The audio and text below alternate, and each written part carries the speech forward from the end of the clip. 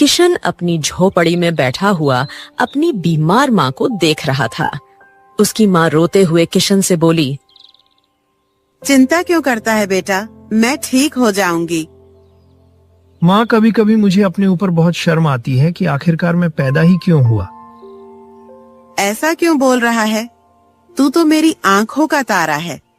अरे, तूने कितनी कम उम्र में घर की जिम्मेदारी संभाल ली थी। मैं तो बरसों से बीमार पड़ी हूँ। इसी बात का तो मुझे रोना आता है माँ। सोचो मैं कितना अभागा हूँ कि अपनी आंखों के सामने अपनी माँ को बीमार देख रहा हूँ, लेकिन माँ के इलाज के लिए जड़ी बूटी खरीदने के लिए भी मेरे पास धन नहीं है। अपना मन छोटा मत कर। तू वर्षों से मेरा इलाज कर रहा है और वैसे भी अब मैं थोड़ा ठीक महसूस कर रही हूँ। नहीं माँ, मैं जानता हूँ कि तेरी बीमारी दिन ब दिन बढ़ती जा रही है। कल पूरी रात तू सो नहीं पाई और खांसती रही। मैं कुछ भी करूंगा, लेकिन मैं तेरा पूरा इलाज कराऊंगा माँ। तू देखना, मैं कराऊंगा। इतना कहकर किशन अपनी झोपड़ी से बाहर निकल गया। बाहर निकलते ही बाबूलाल की पुत्री चांदनी किशन को मिल गई। क्या हुआ किशन, तुम्हारी आंखों में आंसू क्यों हैं? तुम तो जानती हो चांदनी, मेरी माँ बरसों से बीमार है। पिछले 2 दिनों से मेरे पास इतना भी पैसा नहीं है कि मैं उनको किसी अच्छे वैद्य के पास ले जाऊं, दिखाऊं, उनके लिए जड़ी बूटी खरीद सकूं। क्या कहूं, गांव में कोई काम मिल नहीं रहा जिससे कुछ धन कमा सकूं। गांव से बाहर कमाने के लिए जा नहीं सकता क्योंकि माँ अकेली है। तो ऐसे में करूं तो करूं क्या? तुम मेरे पिता के पास चलो, हो सकता है वो तुम्हारी कुछ सहायता कर सकें। चांदनी किशन को अपने पिता बाबूलाल के पास ले गई और सारी घटना बताते हुए बोली, इस वक्त किशन को धन की बहुत आवश्यकता है। आपसे विनती है, कुछ उधार दे दीजिए। हाँ, क्या कहें। देखो बेटा, अगर मेरा बस चलता तो मैं तो किशन को सब कुछ दे देता। इस गांव में बहुत कम लोग जानते हैं कि किशन के पिता के मेरे ऊपर कितने एहसान हैं। लेकिन तुम तो जानती हो चांदनी कि हमारी आर्थिक स्थिति इस समय बहुत खराब है। बेटा, मेरे पास अब कुछ नहीं बचा। किशन और भी उदास हो गया और बाबूलाल से बोला, हाँ, मैं जानता हूं कि आप कठिन समय से गुजर रहे हैं, लेकिन आपने मेरे लिए सोचा, बस यही बहुत है। धन्यवाद। इतना कहकर किशन नम आंखों से बाहर चला गया और एक वृक्ष के नीचे बैठकर अपने आप से बोला, क्या करूं, किससे उधार मांगू, क्या करूं? तभी किशन की नजर ठाकुर की हवेली पर पड़ी। ठाकुर बलराम गांव का सबसे दबंग व्यक्ति था। गांव के अधिकांश खेत ठाकुर के ही थे और वह लोगों को कर्ज भी दिया करता था। हाँ, ठाकुर साहब से ही कुछ पैसे उधार मांगकर देखता हूँ। हो सकता है कि वह मेरी कुछ मदद कर दें। हाँ, जाता हूँ। इतना कहकर किशन ठाकुर की हवेली में चला गया।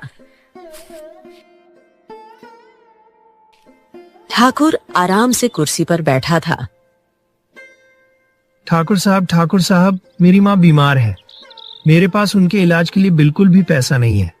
क्या आप मुझे कुछ धन उधार दे सकते हैं? पैसे चाहिए? अच्छा, ये तो बता, तेरी माँ की उम्र कितनी है? 60 साल की हो चुकी है ना, तो अब जीकर करेगी क्या?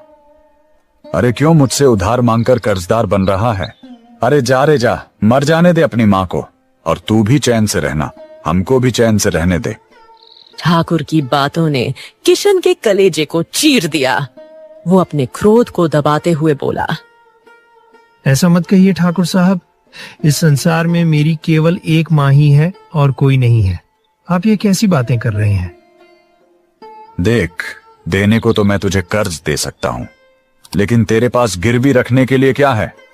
अरे तू तो स्वयं अपनी माँ के साथ टूटी फूटी झोपड़ी में रहता है। क्या अपनी झोपड़ी को गिरवी रखेगा? अगर रखेगा तो फिर रहेगा कहां? बात करता है कर्ज चाहिए। अबे जा, मैं तुझे कर्ज नहीं दे सकता, चल जा। किशन ठाकुर के आगे हाथ जोड़ने लगा। ठाकुर साहब दया कीजिए, दया कीजिए, ऐसे ना भगाइए, दया कीजिए।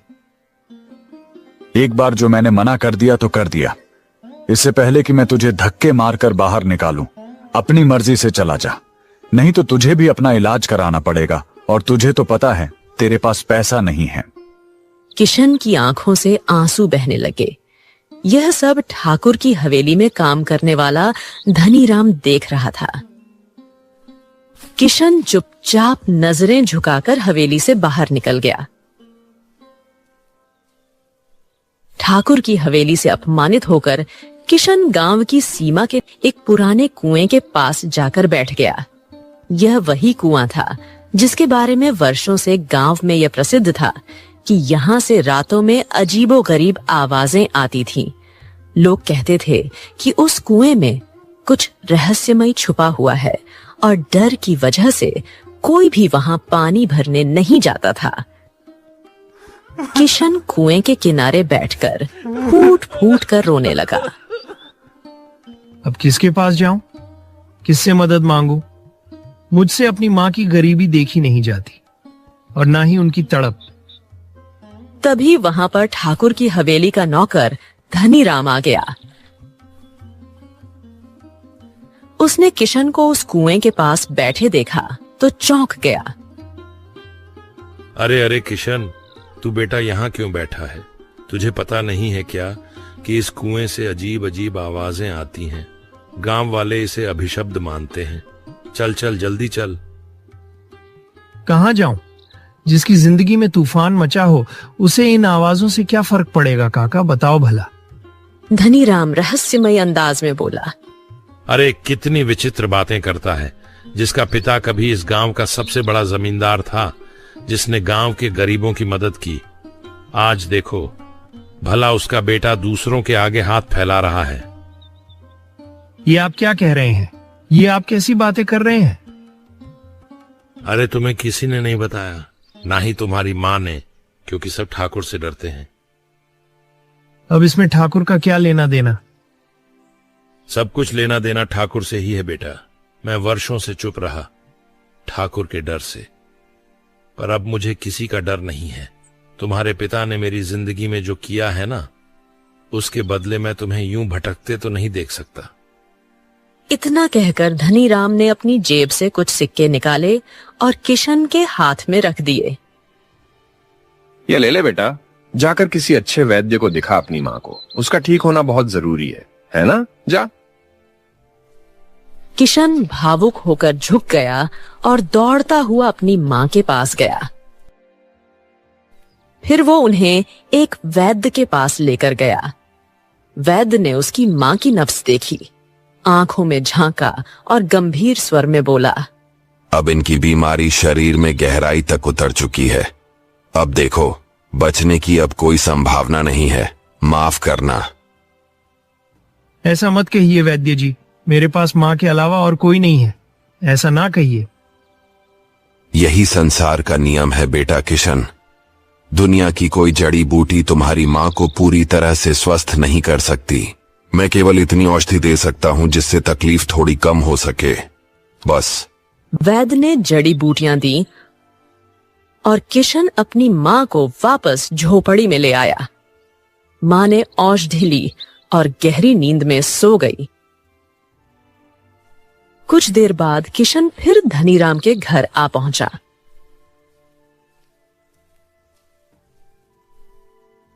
अरे किशन, क्या हुआ? वैद्य के पास गए थे ना?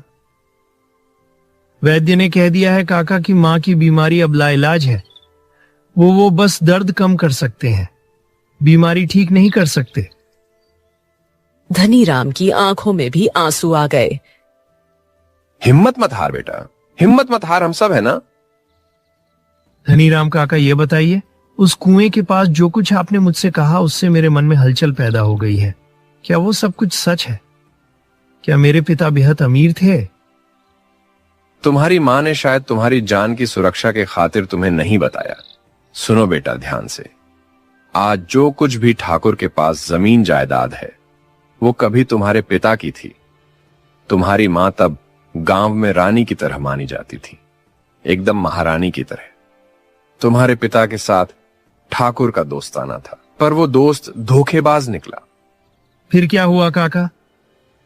तुम्हारे पिता ने ठाकुर पर आंख मूंद कर भरोसा किया और उसने उसी भरोसे का फायदा उठाकर सारे के सारे दस्तावेज अपने नाम करवा लिए। तुम्हारे पिता बेचारे टूट गए और तभी से तुम्हारे घर का बुरा समय शुरू हो गया। किशन की आंखें जलने लगीं, होंठ खींचकर बोला, फिर इसके बाद क्या हुआ काका? इसके बाद बेटा कुछ भी स्पष्ट नहीं हुआ। गांव वाले कहते हैं कि तुम्हारे पिता और ठाकुर को आखिरी बार उसी कुएं के पास देखा गया था जहां आज तुम बैठे थे। किशन की आंखें चौड़ी हो गईं। और उसी दिन से उस कुएं से आवाजें आने लगी। लोगों ने तभी जुबान में कहना शुरू कर दिया कि ठाकुर ने तुम्हारे पिता की हत्या कर दी और शव उसी कुएं में फेंक दिया।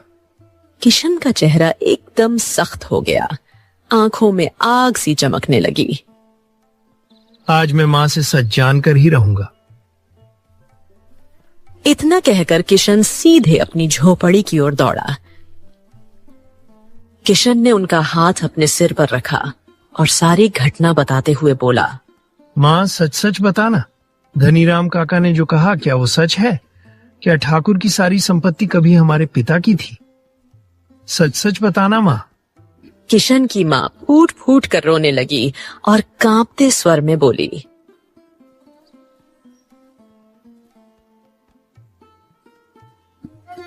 ये सच है बेटा। अगर तू मेरा हाथ अपने सिर पर नहीं रखता तो शायद मैं तुझे कभी सच्चाई नहीं बताती। अरे तो फिर अब तक आपने मुझे क्यों नहीं बताया मां? क्यों इतनी सारी संपत्ति के मालिक होने के बावजूद मैं गरीबी में क्यों पला? तेरे इलाज के लिए दूसरों के खेत में मजदूरी की, अपमान सहा। अरे ठाकुर ने मुझे क्या कहा पता है? क्या कहूं? इतने वर्ष क्यों चुप रही मां? क्यों?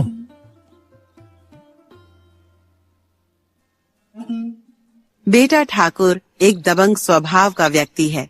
जब उसने तेरे पिता के साथ बेईमानी की, जब उसने सादे कागज पर उनके जाली हस्ताक्षर करके सारी संपत्ति हड़प ली थी, तब ऐसा नहीं था कि तेरे पिता डर के मारे चुप हो गए थे। मामला राजमहल तक पहुंचा था। राजा विक्रम उस समय नया नया राजा बना था। वो खुद गांव आया था, पर उसने उल्टा तेरे पिता को ही दोषी ठहरा दिया, क्योंकि वह मानता था कि इतने असली दिखने वाले हस्ताक्षर कोई और नहीं कर सकता, और ठाकुर के दबदबे के कारण किसी ने भी उसके खिलाफ गवाही नहीं दी। तेरे पिता तो पूरे गांव की मदद करते थे, लेकिन जब खुद पर आई तो कोई साथ खड़ा नहीं हुआ। थक हार कर वो मेरे साथ इसी झोपड़ी में आ गए थे। उस समय तू केवल 2 साल का था और एक दिन ठाकुर के आदमी आए और बोले कि ठाकुर तेरे पिता से आखिरी बार मिलना चाहता है। वो लोग उन्हें गांव की सीमा पर उस कुएं के पास ले गए और उसके बाद वो कभी वापस नहीं लौटे। इतना कहकर किशन की मां फूट फूट कर रोने लगी।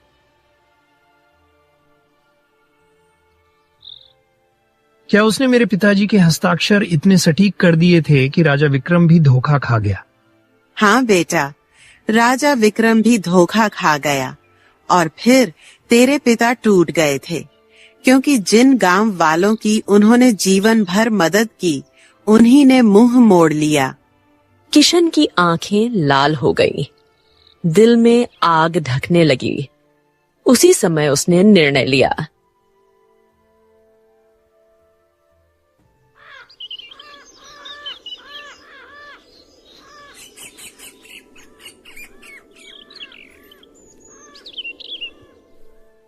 अगली सुबह वो ठाकुर की हवेली में जा पहुंचा।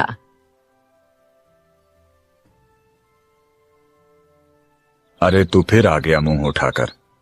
मैंने तुझसे कहा था ना कि तुझे कर्ज के रूप में एक फूटी कौड़ी भी नहीं मिलेगी। चल निकल जा यहां से। मुझे सब कुछ सच पता चल चुका है ठाकुर। तूने मेरे परिवार के साथ जो अत्याचार किया, उसकी कीमत तुझे अब चुकानी पड़ेगी। तू जिस हवेली में बैठा है वो मेरे पिता की है। ये गांव की सारी संपत्ति वो भी मेरे पिता की है। तूने धोखे से सब कुछ छीना है और फिर तूने उनकी हत्या भी कर दी। ओहो, तो मालूम चल गया दूध के दांत टूटे नहीं और आ गया शेर से भिड़ने। अरे मेरा तो तेरा बाप भी कुछ नहीं उखाड़ पाया, तो तू क्या उखाड़ेगा बे? लेकिन इस गुस्ताखी की सजा तुझे जरूर मिलेगी। आज के बाद तू गांव के किसी कुएं या तालाब से पानी नहीं ले सकेगा। अगर किसी ने तुझे पानी दिया तो मैं उसे छोड़ूंगा नहीं। इतना बोलकर ठाकुर अपने नौकर की ओर देखने लगा। ओए चल रे, इसको धक्के मारकर हवेली से बाहर निकाल। किशन को धक्के देकर बाहर निकाला गया। गांव में ऐलान करवा दिया गया कि कोई भी किशन को पानी नहीं देगा। लोग ठाकुर से डरते थे, सो सब ने चुप्पी साध ली। उस दिन के बाद किशन जहां भी पानी भरने जाता, ठाकुर के आदमी वहां पहुंच जाते। कोई भी किशन को पानी नहीं देता। किशन सूखे गले और पसीने से तर शरीर के साथ अपनी झोपड़ी आ पहुंचा। वहां उसकी मां तड़प रही थी।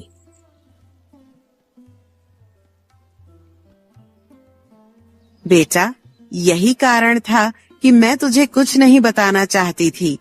ठाकुर इतना निर्दयी है और गांव वाले इतने डरपोक। मैं जानती थी कि तू कुछ न कर सकेगा। नहीं माँ, तू चिंता मत कर, मैं तेरे लिए पानी लेकर आऊंगा। बेटा, कहाँ से लाएगा? ठाकुर ने मना किया है।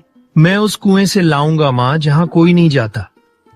गांव की सीमा पर जो कुआं है ना, जहाँ से विचित्र आवाजें आती हैं, मैं वहां से लेकर आऊंगा।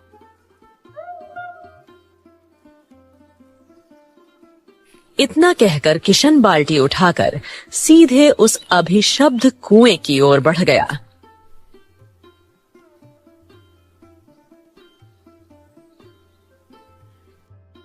किशन ने जैसे ही बाल्टी कुएं में डाली, केवल बाल्टी की गूंज सुनाई दी। उसने कई बार प्रयास किया, लेकिन हर बार बाल्टी सूखी ही लौट आई थी। आखिर इस कुएं में से पानी क्यों नहीं निकल रहा? किशन कुएं के भीतर झांकते हुए चिल्लाने लगा। तभी दूर एक पुराने वृक्ष की जड़ पर तपस्या में लीन साधु की आंखें खुल गईं। उसकी तपस्या भंग हो चुकी थी। वो क्रोधित होकर उठ खड़ा हुआ और तेज कदमों से किशन के पास आकर बोला,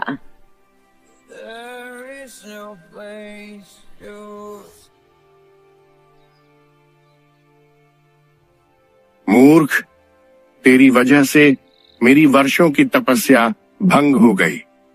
मैं तुझे श्राप दे दूंगा।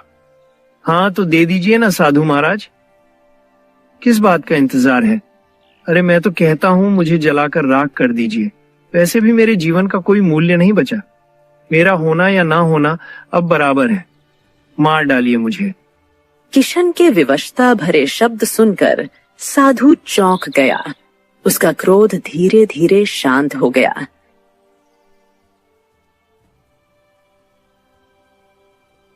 हाँ, तू तो संसार से हारा हुआ लगता है, जैसे किसी गहरे दुख में डूबा हो। चल बता, तुझे क्या समस्या है? किशन फूट फूट कर रो पड़ा और उसने साधु को अपने जीवन की पूरी कथा सुना दी। माँ की बीमारी, ठाकुर का अत्याचार, पिता की हत्या और संपत्ति की चोरी।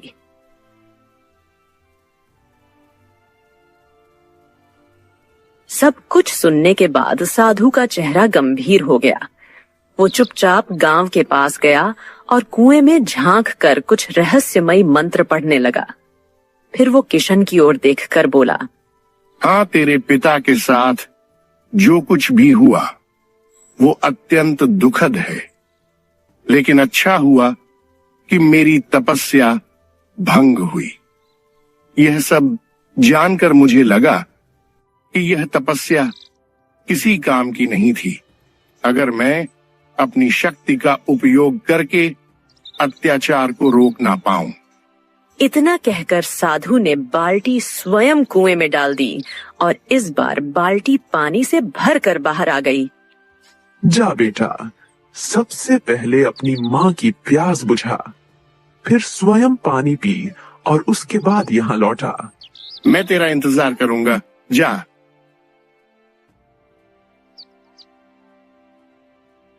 माँ प्यास से बेहाल पड़ी हुई थी।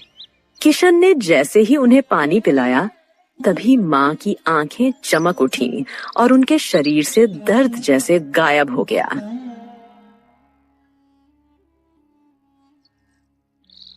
मुझे ऐसा लग रहा है जैसे मेरे शरीर में कभी कोई बीमारी थी ही नहीं। मैं तो बिल्कुल स्वस्थ हूँ। हाँ, लगता है ये साधु महाराज का चमत्कार है माँ। किशन ने स्वयं भी पानी पिया और फिर उसी क्षण साधु के पास लौट गया।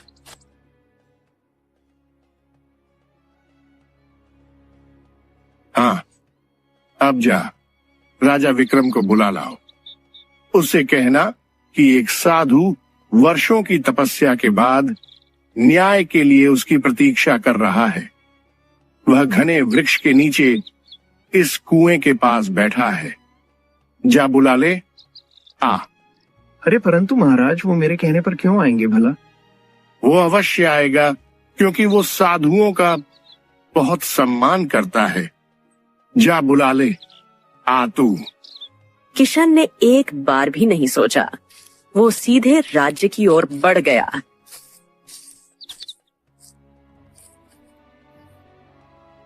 कुछ ही समय में वो राज दरबार में खड़ा था।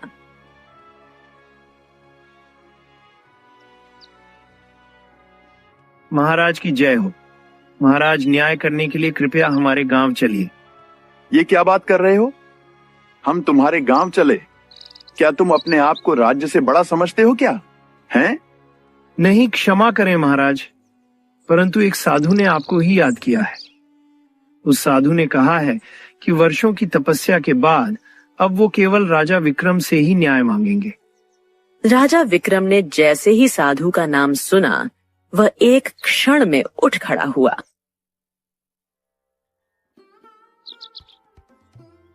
उसने 2 सैनिकों को अपने साथ लिया और सीधे कुएं के पास पहुंचा, जहां साधु पहले से उसका इंतजार कर रहा था। हाँ, कैसे हो राजा तुम? बरसों पहले तुम्हारे अन्याय की वजह से इस बेचारे को कितनी तकलीफों का सामना करना पड़ा। इतना धनवान होने के बाद भी इसका बचपन गरीबी में बीता, जवानी मजदूरी में बिखर गई। क्या तुम इसका कल वापस ला सकते हो? साधु महाराज, आप यह कैसी बातें कर रहे हैं? मैंने तो कोई अन्याय नहीं किया। महाराज, बरसों पहले आप इसी गांव में न्याय करने के लिए आए थे, जब आप नए नए राजा बने थे। उस समय मेरे पिता ने आरोप लगाया था कि उनके मित्र ठाकुर ने जाली हस्ताक्षर करके उनकी सारी संपत्ति हड़प ली। लेकिन ठाकुर ने पलटकर कहा था कि मेरे पिता झूठ बोल रहे हैं, और गांव वालों ने भी डर की वजह से ठाकुर का साथ दिया और आपने मान लिया, जबकि सच्चाई मेरे पिता के पक्ष में थी। क्या नाम था तुम्हारे पिता का? मेरे पिता का नाम सुखदेव था। हाँ हाँ, मुझे याद आ गया। लेकिन उस समय तो किसी भी गांव वाले ने तुम्हारे पिता की ओर से गवाही नहीं दी थी, क्योंकि वह सब डरते थे। जाओ, ठाकुर को बुलाओ, फैसला यहीं पर होगा। राजा विक्रम ने सैनिकों को आदेश दिया, जाओ, ठाकुर को तुरंत यहाँ लेकर आओ। और किशन से कहा, और किशन, जाओ, तुम अपनी माँ को भी यहाँ पर लेकर आओ।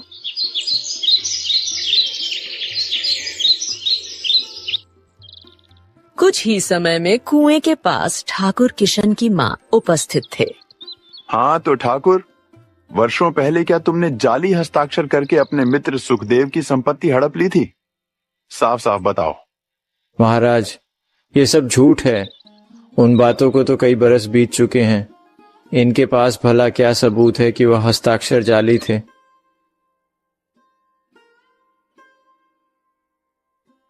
तभी साधु ने तेज स्वर में मंत्र पढ़ना शुरू कर दिया। अगले ही पल रंग बिरंगी किरणें साधु के चारों ओर से उठी और कुएं के अंदर समा गई।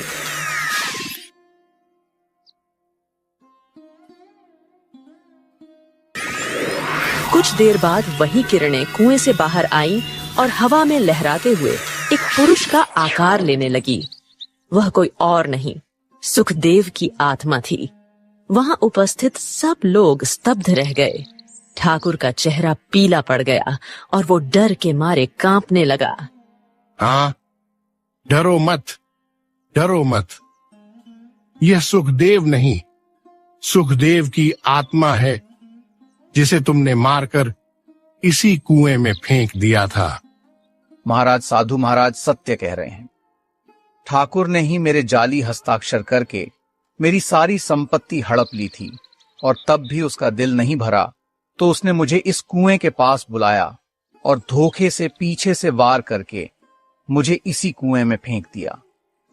तब से मेरी आत्मा भटक रही थी। हर रात इस कुएं से जो विचित्र आवाजें आती थीं, वह मेरी आत्मा की तड़प थी, और यही वजह थी कि गांव वाले इस कुएं के पास नहीं आते थे, और ठाकुर ने सभी को धमकाकर इस कुएं से दूर रखा ताकि उसका राज ना खुल जाए। इतना कहकर साधु ने अपनी आंखें बंद की और कुछ और मंत्रों का उच्चारण किया। रंग बिरंगी रोशनी सुखदेव की आत्मा के चारों ओर घूमने लगी। जा सुखदेव, जा, तुझे मुक्ति मिल गई। सुखदेव मुस्कुराया और उसकी आत्मा रोशनी में गायब हो गई।